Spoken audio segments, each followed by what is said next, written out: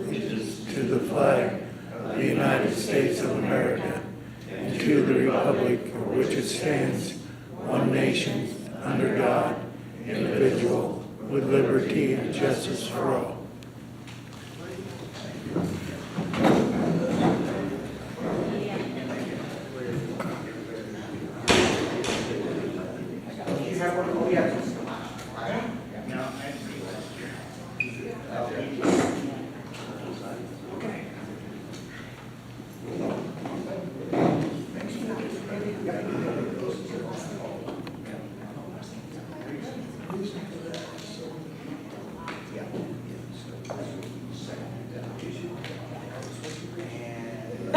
Good evening, everyone. Good evening. Mr. Scott Lloyd is here to give everyone an overview of the audit. Please pay attention. Ready to go? Okay. Everybody hear me? Okay? Okay, Scott, Yep. punch that mic button. Oh, punch the mic button. Okay. Is that any better? Okay. Okay, so, oh, there we go. Okay. That's probably too much. The reason I ask, I know we usually don't do special meetings, but I do in some situations where we have an audit report, we have, what, 3 new council members? Huh? Yes, sir. Yeah. We have, I have had a lot of phone calls asking questions. So I thought it would be better just get everybody in the same room and have a conversation. And so the audit report was done about, a couple of weeks ago, the conflict of time. And then what I did is I took your 24 budget, that's that stapled document with there's some handwriting on the first page. And so what I was planning on doing is going through your audit report first, and then going through and giving you some background on where your city is financially, and what the budget looks like, and just some key points on the budget, because this year we will be doing the budget. We haven't done it for 2 years, I think. Give you a little background so everybody knows. I am Scott Lloyd. I used to be with Swingle, Jansen, Hawk & Lloyd. With that firm, I did your audit for 36 years, and the budget for most of that 36 years. And then the council at some point there switched to, I think, another lady for 2 years, 3 years, I don't know. And then I was asked this winter if I would come back to helping you with the budget. So that's why I'm going through that detail. Is that all good? Okay. So what you have is, in the state of Kansas, it's kind of buzzing. In the state of Kansas, you have a requirement to be audited if your gross receipts are over $500,000. And just to quickly look, you have that stapled document. Your gross receipts in Canton for 23 were $1,019,000. That's on that page 1 of the stapled document. You'll see the second column from the left. So that's how the state of Kansas looks at your dollars, and if you have that, then you're required to be audited.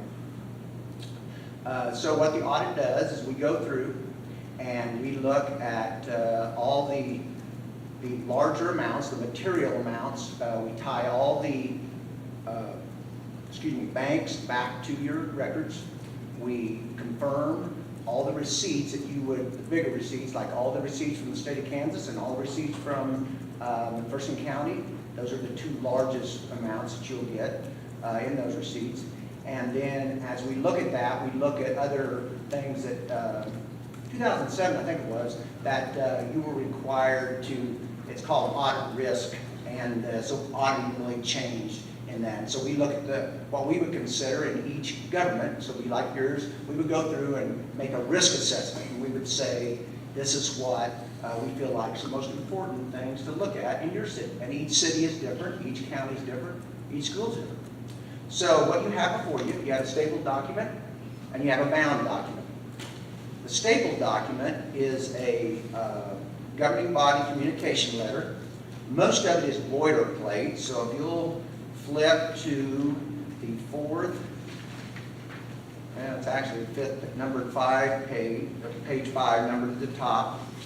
And how this works is if we have a finding from last year, we always roll it forward to the current year and tell how it was addressed. And if it's still outstanding, we make a status report, okay? You don't have a lot of findings. The first one on page 5 is what's called a significant deficiency. To explain that a little bit, you have 3 buckets. You have a bucket of other deficiencies that are just common, maybe overlooked, and someone didn't reconcile this or whatever. Then you would have the level of what's called significant deficiency, which is the second bucket. And then you would have the third bucket, which is called material weakness. So the combination of any finding or any statutory, like a bunch of cash basis violations combined together might cause it to rise to the level of a material weakness, because it might be to the point where you're going to run out of cash. This is not the case here, okay? And I'll show you that here in a little bit. So this first one, all this is about, it's just literally nothing more than getting what's called the Kansas Municipal Audit and Accounting Guide. And what that does is it's the way your financial statements are put together. So in Kansas, I don't want to get too technical here, but in Kansas, you are required by statute to follow the generally accepted accounting principles, GAAP they call it, okay? And that's across either business or government, and in your case, it'll be government. But 95% of the governments in Kansas do not get GAAP financial statements. And the difference between a GAAP financial statement and your KMAG, which we're going to talk about tonight, is you don't put infrastructure on the financial statement. That would be all your roads, that would be bridges if you had them, any kind of, and that changed here probably about 10 or 15 years ago, but you have to have an engineer. There's just a lot of things to that, putting that infrastructure on. Capital assets of buildings, any equipment, you can put it in the notes to the financial statements here, but you don't have to list those on the financial statement. It's probably more like, I don't like to call it this, but it's more like a cash basis. So like what comes in and what goes out, except for adjustments for what's called encumbrances. And that's the whole challenge of learning governmental is the definitions. Some of the terms are different than business. So that's where you run into challenges. So what this KMAG is the actual document that's updated every October, and you can get it for 90 bucks off of the Kansas Society of CPA's website. And it's kind of crazy. I'm not bragging on myself here, but there's nobody else in the state of Kansas that teaches this guide, which is crazy. So I'm 63 years old, and I've been doing it for almost 20 years. And 95% of the governments in Kansas use KMAG, and I'm the only one in the state of Kansas that teaches it. So that is crazy. I mean, and like none of the universities, none of the colleges teach it. So if like you're an accounting major, you don't even know what the KMAG stands for. Now isn't that crazy? And then they expect people to come out to firms or to work for your government, and know what a KMAG stands for. So that's why we always recommend, there was 4 of these that started in this significant deficiency. It was coming to training, so every fall I do like 9 training sessions across the state of Kansas, 8 hours, very exciting if you want to go, okay? I'm just kidding, I'm kidding. And so it's city clerks, county clerks, school board clerks, some community colleges come, it's governments. And and Linda had attended that before, and that's why that's not on here, okay? And there's a policy in place that says you will look over the financial statements before you get, or financial information before you give it audit. And there's another one, I don't remember what it was on yours. But that's why that first note's there, and all you have to do on that one right there is spend 90 bucks, get the KMAG, put it in your office. It is updated every year. It's not big changes usually, so you can probably have it for a couple of years without, having to rebuy it. So that's what that first point is. The second point, which is yeah. We're supposed to be looking at this one, right? Yeah, stapled document, I'm sorry. Okay. Yeah. Stapled document, the stapled document in front of, I'm glad you asked. Yeah, there's 2 stapled I documents. see Usually some there's like not. this and some Yeah. like this, okay. Yeah, so it's a letter in the front, sorry. What we're talking about first is, I'm sorry, I should explain that, is the, no, you're great, thank you. Is the stapled document in the front of the bound, it's just laying loose in front, and we're required to make this communication letter. That's why you have this, okay? The second stapled document we'll talk about in a minute. Yeah, thank you. Okay, so the next point is current year points. There were no issues noted, which that does not happen very often. We probably do, I don't even know, 50, 60, 70 audits across Kansas, and that happens hardly ever, that there's no findings. Then we put in a couple more points just to make sure you kind of understand this. It's called the American Rescue Plan. That's the one at the very bottom. It's called ARPA. And I'm not sure, at 12/31 you didn't have it spent, but I'm not sure between 12/31 and now, I didn't have it back. It's still there? Okay. So you have to get it spent by 12/31/24. And they will let you encumber, but I highly recommend not doing that. We do 23 of the 105 counties across the state managing their ARPA funds, so we're pretty much into it all the time. And the one question I was going to ask, and I shouldn't ask it tonight, but we don't do your ARPA funds, but we brought this up. The due date of the filing was today, and I don't know if Linda got it. Yeah, so I'm not, Carlotta works for me. That's all she does is ARPA. And I just thought I was driving over here. I'm not sure with the situation we're in, I'm not sure if that report would have gotten filed. Yeah, so we'll help you figure that out.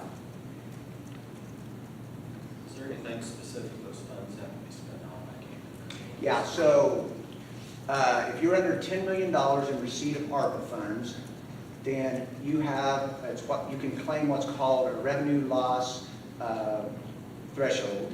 And so you had, I think it's got 106, was that, yeah, 106, and you haven't spent any of that, I think, yeah. So what happens is there's only about 4 or 5 things you can spend it on, but there's something you can do, and this is what we recommend, is to these smaller counties that we work with and to cities, we do a few cities, is that you would, and this sounds, it's kind of hard to explain, but I'm just going to tell you the big picture. So what you do is you have to follow compliance, and that's what this report is today, is the compliance of spending for last year at 12/31 and for the full year. And every April 30th, you would make that report. So you would have done it last year, and then you would have the one today, and then you'll have one more because you spend through 12/31 of 24. You'll have one more next April 30th of 2025. You can spend it for payroll. You cannot spend it for debt. There's very strict guidelines. But there's one thing you can do, and this really is nice, is you can flip the payroll in the general fund. And what that means is in the general fund, you would actually go back on the reporting setup here and take that $106,000 and flip it with payroll, okay? When you flip it, then that payroll line item that you have in the general fund now becomes it no longer has ARPA money attached to it. It becomes a line item that you can spend on anything. And then you have no compliance on the 106. So you don't have one yet, but we're going to talk about that in the budget, but a capital improvement fund. You have equipment, you have a special equipment fund, and you have a special city county highway fund, but you don't have a capital improvement fund. And what we're recommending to most of these smaller entities, instead of just spending it to spend it, is to flip it in the general fund, make a line item and transfer it to the capital improvement fund, and the capital improvement fund then allows you to spend it whenever, okay? There's no strings attached.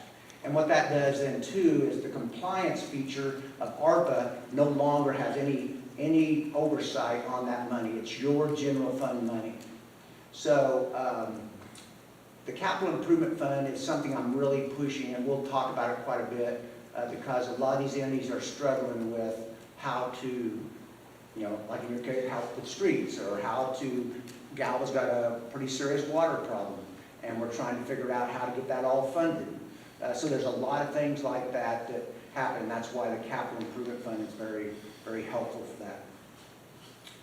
So that's the ARPA funding. You can read that down at the bottom. The last one is, see, is Tommy here? Oh, Tommy T. No. I'm talking about bankers next, and that's why I was checking. No.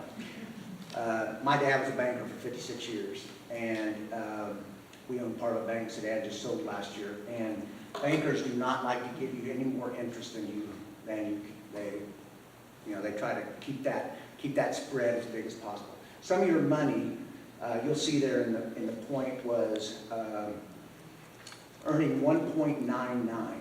Okay, and so you have two types of money that sets in there. It's basically your operating funds in the checking or money market, and then you have what's called by statute idle funds. And what idle funds is money that you've set aside, like we talked, capital improvement, some like the water. You have extra money, not extra money, but you have reserves, hopefully, in sewer, water, and well, sewer and water mainly, because you never know when something's going to break. So that money sits there until you need to use it, because you can't just go get a credit line. Okay? In the government world, you can only get bond issue, you can get lease purchase on equipment, and you can get no fund warrants, and there's a couple other things that are real specialized. But you can't just, like a business, you just can't go to the bank and get a credit line. So that's why when we talk about the cash side of this, we'll go into that in more depth. The state law says that you shall receive up to the 90-day T-bill rate on your idle funds. Okay? So I'm going to give an example in Galva, and Jeff will, if you say something to Jeff, that's fine. Jeff Warren, we've had quite the conversation last year. So anyway, I said I took my CPA hat off, put my 4-acre on South Main with 2 buildings and a house hat on, and said, this is what we should be doing. They were paying 0.95. So the T-bill rate at that time was about 5%. Right now it's hovering above, below, it kind of. So he ended up giving 4.75. We have a little extra money sitting there because he's well, so I'm using this as an example. But that $2 million, we just used $2 million to be conservative. That $2 million at 5% roughly would have been $100,000 a year. And they were paying 1%, which is a lot less, okay? So I think he ended up giving 4.75. So the difference between just 1 and 5 is 4%. That's $80,000. And, that's quite a bit of money. And then you divide it by a mill. Their mill is somewhere around 7 or 8. Let's just say it's 8,000 for one mill there. One mill there, that would mean there's 10 mills of taxes in that $80,000. So by getting that extra funding through interest, you don't have to raise the taxes as much. You see what I'm saying? And that's just been sitting there. And bankers love to do that. So everybody we've talked to on our audits are putting this point in to say it's something. And it's nothing more than just going and having a conversation with them. If they do not want to give you the 90-day T-bill rate, now I grew up in Sedan, so my dad was a banker. Bankers are a community. They're very community-oriented. So I'm not saying go out and not work with the bankers, but that's why that statute's there to give you leverage so that you get paid the money that you should get paid on your interest. And so what the state has to give that leverage is they have what's called a municipal investment pool, MIP, okay? With the municipal investment pool, you can actually, if they won't give you the rate locally, they won't give it in the next towns over or in that county, you can actually go to MIP and put your money there. And it's really nice because you can actually, some of it you can tie up to 2 years if you wanted to, and that rate's a little bit higher. It's closer to that 90-day T-bill rate. But you can actually have an operating account there that you can put the money in, just like a money market. It'll earn somewhere around 4%. And then by next morning at 10 a.m., you could actually draw down up to $1 million if you needed it. So it's pretty flexible. And they did that so that governments could do that, because that's what you would do with your bank. And they've done it probably more for the school districts, because they put a big email out last year, don't let your bankers, take advantage of you. Use the MIP if you can, because it's state fund. They're wanting their state funds. Anyway, I probably went more into detail than you wanted to know there, but That's a big thing. When cities and counties are looking for money, it's a big thing to make sure your investments are invested appropriately. Okay? So that's the last finding on there, and it's not really a finding, it's just a best practice that we put in there.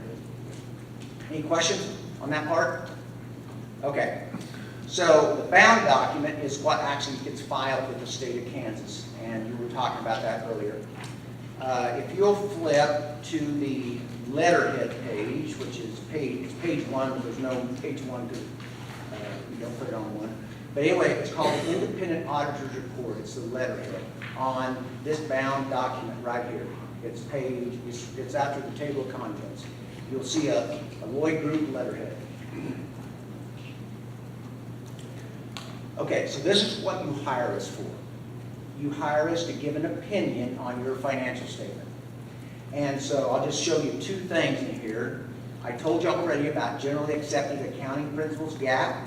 That's what the first paragraph says, is we are not auditing by GAAP. You go down to the 3rd paragraph and it says, in our opinion, the company financial statement referred to above presents fairly in all material respects the aggregate cash, unencumbered cash balance of the city as of December 31st, 23, and the aggregate receipts and expenditures for the year then ended in accordance with financial reporting provisions of that word again, KMAG. Okay? Then, this is what it says about you as management and whoever operates within the city is at the top of the next page, the paragraph, the last sentence, and I'll read this. Management is also responsible for the design, implementation, and maintenance of internal control relevant to the preparation and fair presentation of the financial statement that is free from material misstatement, whether due to fraud or error. The reason that sentence is in there is we actually do the financial statement for literally almost every one of the governments we do, because they just don't want to have to mess with it. We can crank them out. But the thing with that is we have to have somebody on board that has the skill, knowledge, and experience to be able to look at that financial statement and see if there's any material errors. Now that sounds a little scary, okay, for most city clerks. That's why I started doing those trainings about 15, 17 years ago, 20 years ago, whatever it was. And because if they've never been trained on it, how are they going to know what the KMAG says, okay? Or how they know what's an encumbrance, or what is, when it said they're unencumbered cash, what's an unencumbered cash? So those are the things that you as a governing body, and then the city clerk and the people that work in the finances. And we go through a checklist with them and explain it all, so it's not like you're just getting thrown to the woods. Okay? Okay, the next page is page 4, and you'll see in the other stapled document, you'll see that exact, bless you, you'll see that page 4 is on the stapled page of the budget we're getting ready to go through, okay? Now, I'm not going to go through in detail on that staple page until I get done with the audit, but I copied that because I want to show you how your financial statement works, because I've gotten this question a lot. Do we have any cash? Or somebody says, oh, Canton's going bankrupt. I've had that one. It's not going bankrupt. I can tell you that right now. It would be very unlikely for any city in the state of Kansas to go bankrupt. And I'll explain why. Okay, so on page 4 of the bound document here, we'll just go through and I'll show you just big picture what this is.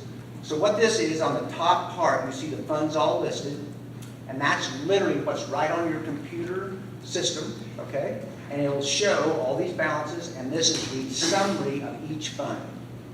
So the top part above the double underline is the way it shows on your computer or on your books. The bottom is called the composition of cash. At the right-hand side there, that is how it is invested in the banks. So the reason probably that you're, like this is at 1231, reason it's 199 or even less, 1,034,000 of 1,368,000 is in your checking account. Probably earning hardly anything, okay? Maybe zero, yeah, could be. So let's just say you got 1,003,000. You spend a total of 900,000 per year. Let's just say for rounding purposes, let's just say you put $1 million into like MIP and earn 4%. 4% would be 40,000, okay? So that would be pretty nice, you know, to have an extra 40,000. And I'll show you what that means mill levy wise here when we talk about the budget side, okay? Anyway, what that is the right-hand column is reconciling your books to the bank. And there's no difference there, so that's a good thing. You don't want your bank and your book not to be in balance. That would not be good. The rest of these pages, pages 5 and on, are called the notes to the financial statement. And on page 6, it has a section where it says compliance with Kansas statutes, note 2. Down, kind of go down on page 6 at about 2/3 of the way down, no statutory violations. Another good thing, okay? The next page, page 7, it talks about deposits and investments, and I am not going to get into this, but it's called depository coverage. Another very key thing here is to make sure that all your money in the bank is 100% covered over the FDIC coverage, okay? And that's something that the clerk and you all have to make sure. It's not the banker's responsibility, it's you, the government's responsibility. So that's what that top of note 3 there is talking about. Note 4 is your debt and where it was at the end of 12/31/23. You have a total debt outstanding of $510,358. You'll see that in the second column to the right on that first little table there. And I was looking at your rates, just preparing to come over here tonight, because that's something, you know, when you look at the rates, you want to know what your debt outstanding is. Is it better to take your, maybe some additional cash and pay off your debt instead of getting paid zero, you know, or it's just something to look at. But most of your rates are actually pretty good. 2.73 is the water revolving loan, and that one actually pays off here in about 2 years. So that one will be paid off. The other ones are general obligation bonds, and they are anywhere from 1% up to 4%. So they're kind of that, maybe part of those, that 4% might be somewhere there where if it keeps going up, you could actually, I mean, if it kept going, I mean, if it went back down, I'm sorry, if it went back down, you might want to look at paying some of that one off, maybe. The rest of this is just general information about your city, and I won't go into any more detail. Look at page 11. It's what's called the Schedule 1, the actual to budget summary of expenditures on page 11. The right-hand column has all brackets. What this schedule shows is your total budget that you adopted in 23 compared to the second to the last column, the expenditures that you actually made. So the very right-hand column would mean if you didn't have a bracket by it, you would have overspent your budget. There's not one fund that's been overspent, okay? So that's what that shows. The next few pages, I'm not going to go through in detail. This is something, since we're going to be doing the budget this year, we'll go through this in a lot more detail. But what it does is it shows 22 actual. It shows 23 actual on starting on page 12 is the general fund. It shows the budget for 23, and it shows each line item for 22, 23 in the budget. So it's a great way, if you're wanting to understand the city of Canton, is to look, and I'll just pick one here for example, because this is one that's asked about. If you look on page 12, this is one that just keeps jumping up in most cities for now, is local sales tax. So if you look at 22, you had $112,796. It's about the third line from the bottom of that total taxes up there. So you had $112,000.